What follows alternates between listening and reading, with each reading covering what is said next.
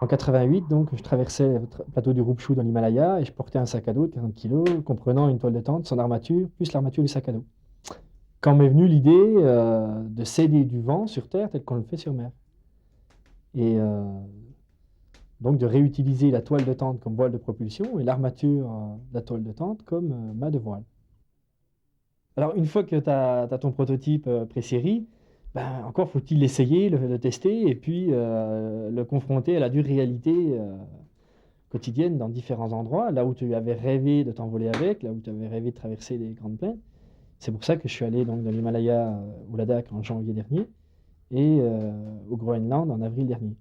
L'expédition, elle s'est faite avec le compromis et le parrainage de plein de gens qui y ont cru. Je suis arrivé avec une idée, et puis ensuite, je suis allé voir des industriels avec mon idée, je suis allé voir l'Anvar, je suis allé voir plein de gens qui pouvaient être concernés ou motivés pour m'apporter leur soutien, que ce soit logistique, financier ou matériel. Et bon, il y a des industriels qui ont été séduits par l'innovation.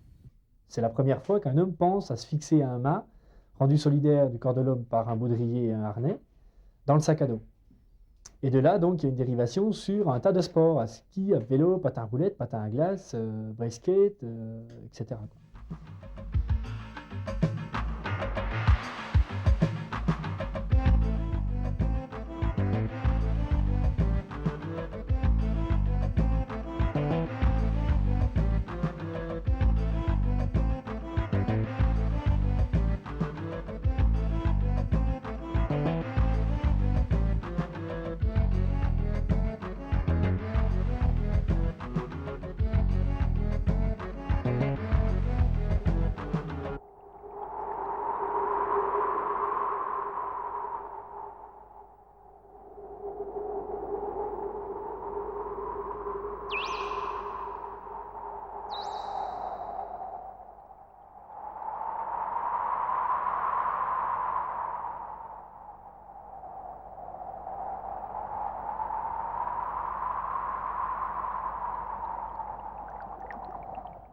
L'expédition Groenland 90, elle consiste à l'utilisation du sac à voile pour battre un record. Le sac à voile, c'est une invention dont je défends le brevet. C'est une toile de tente reconvertible en voile de propulsion.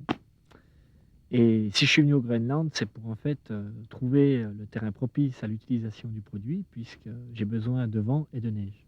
Ben, au 5e jour d'expédition, on a déjà bien navigué avec le sac à voile par mauvais temps, mais on n'a pas encore trouvé un temps idéal, grand vent avec ensoleillement maximum.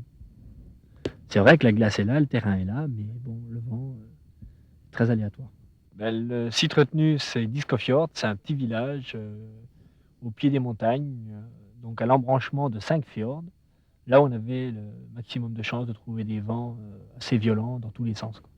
Et en conclusion, c'est un moyen génial pour se déplacer sur les grands espaces toujours balayés par les vents, sans forcément laisser derrière des hydrocarbures et autres.